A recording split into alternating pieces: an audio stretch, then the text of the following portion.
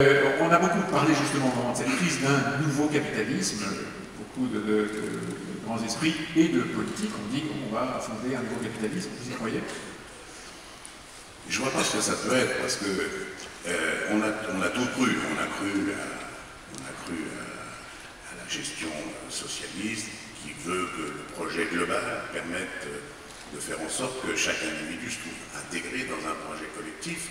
On a vu que les résultats des projets collectifs sont pas bons. Alors après, on a dit, bon ben voilà, on va laisser faire le marché. On a vu que laisser faire le marché, c'était un problème très difficile. On n'y arrivait pas non plus sans avoir des excès. Mais le fait est que c'est quand même cette forme de gestion qui a permis des progrès considérables dans tous les pays où on a donné accès à cette forme de commerce et de finance. Alors, est-ce que l'économie mondiale demain sera capable de se changer?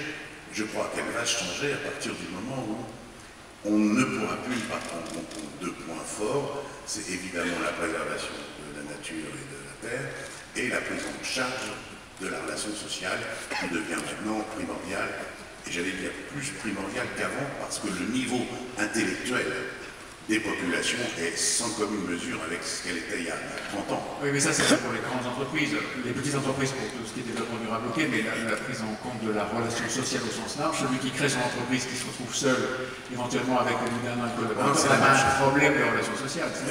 C'est pas le même.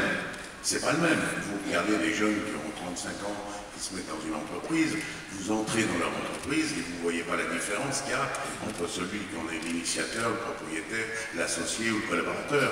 Il y a une remise en cause des relations sociales. Quand je dis la relation sociale, ce n'est pas forcément dans l'organisation ni syndicale ni administrative, c'est dans la relation des gens les uns avec les autres. Il y a le fait est une meilleure compréhension, prise en compte, j'allais presque dire d'amitié maintenant, dans les boîtes qui se créent, alors qu'avant ça n'existait pas. On était sur le modèle paternaliste ou le très hiérarchique, complètement, avec en plus très peu de considération pour l'individu qui, le fait est, n'était pas très informé. Aujourd'hui, sachez que 95% de ce qui se passe dans le monde, moi j'étais ministre à un moment, j'apprenais ce qui se passait dans mon pays pour 95% des choses en regardant la télé le soir, comme tout le monde. J'étais pas informé de ce qui se passait dans mes propres pays. Par conséquent, maintenant, l'information est mondiale, est rapide, est totale, est contredite, est controversée. Ce qui fait que les gens sont trop informés pour qu'on puisse avoir une hiérarchie sclérosée, où d'un côté il y a ceux qui savent tout, et en dessous il y a ceux qui savent rien. C'est totalement illusoire.